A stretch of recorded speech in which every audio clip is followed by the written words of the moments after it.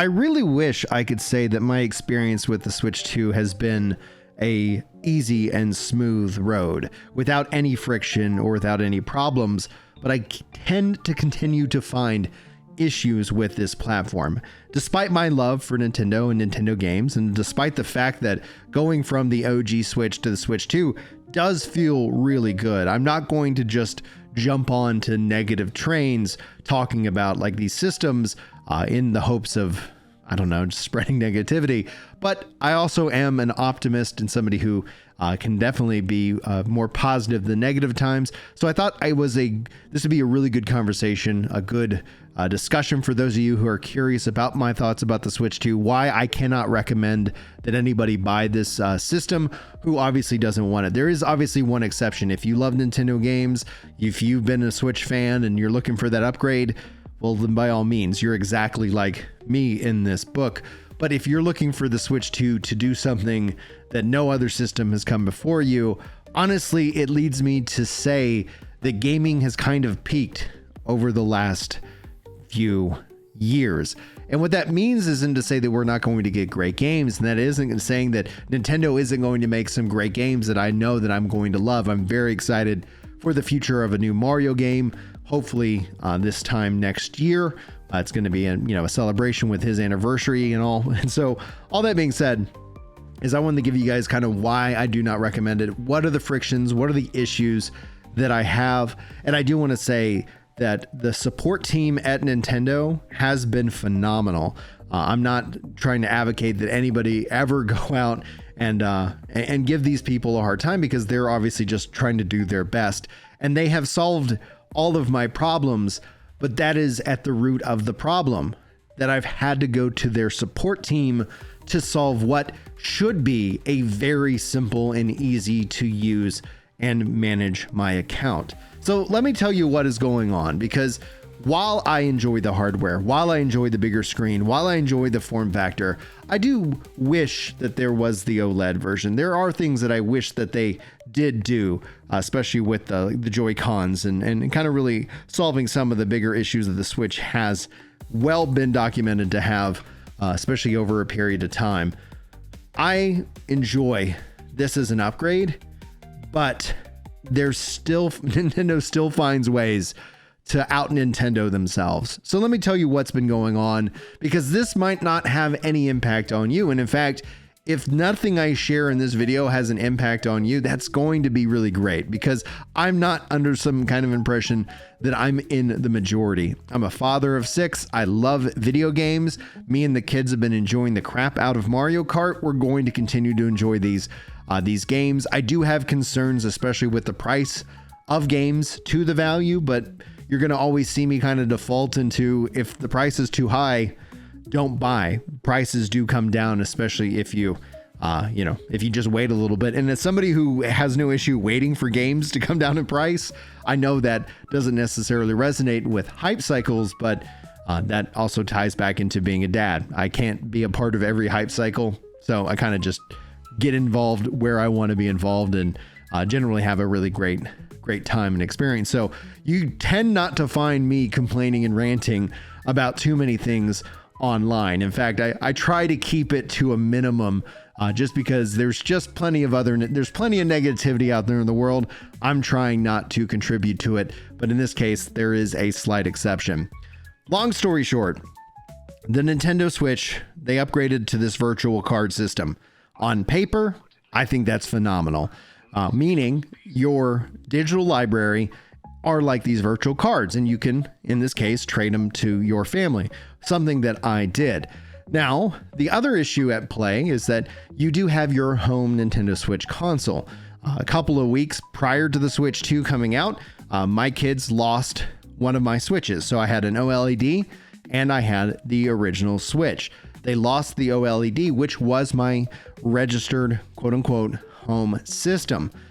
Being that they lost that, I then went and registered my OG system as my home system so we could play all the games without having to be within Wi-Fi area. That's something that I came to expect out of the Switch 1. Honestly, I get it. You want to kind of somewhat make sure that people aren't stealing kind of your games and, sharing them in unique ways. That's why I was really thrilled to learn about the virtual card system, because it allows me within my family to actually just go ahead and give my kids that game. I can loan them out. They can load in their games. It actually, honestly, I thought at the start worked pretty well, and I was pretty surprised by that. But then the Switch 2 came out, and this is where things got really, really annoying. The first time I had to spend a lot of time on the phone with the support team was because I got my Switch 2. And you guys remember, I transferred my Switch OLED to my Switch 2 not but a couple of weeks ago.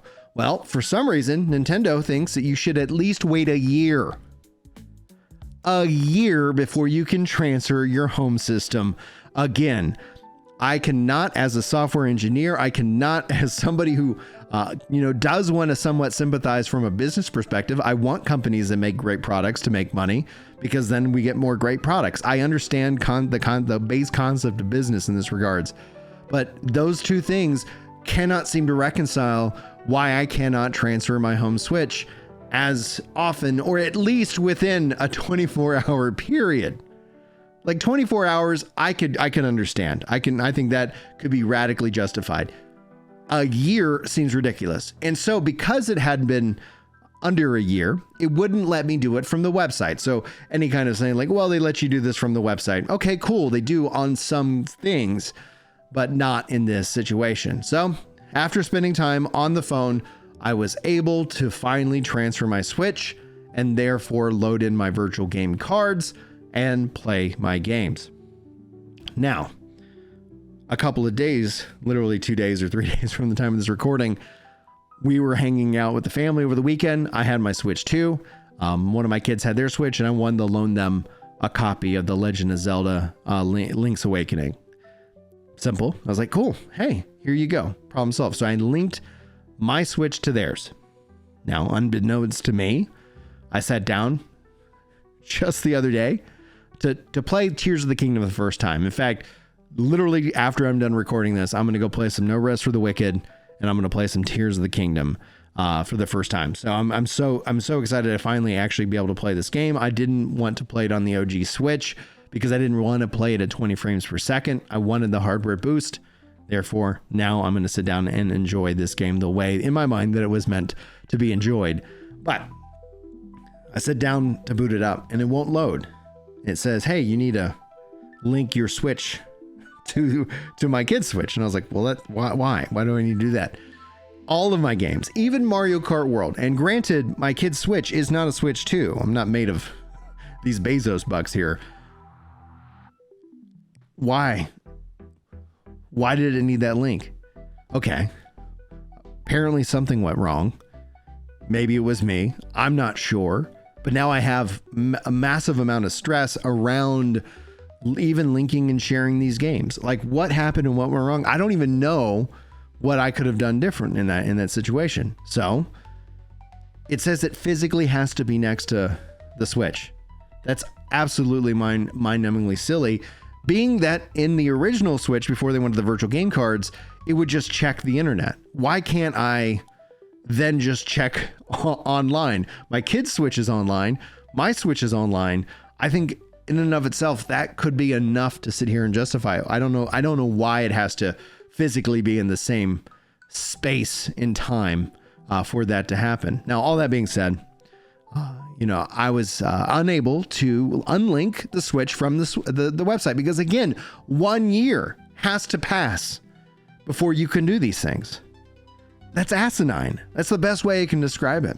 So thankfully, was able to get on the phone today with the support team and was able to unlink my Switch from my kids, and therefore now I can load in my games. I still do not understand how Nintendo can absolutely Nintendo this thing up. Like, we finally got game chat. Works great. Like, I literally have no complaints about my overall gaming experience and the holding. I actually play more games in handheld mode than ever before.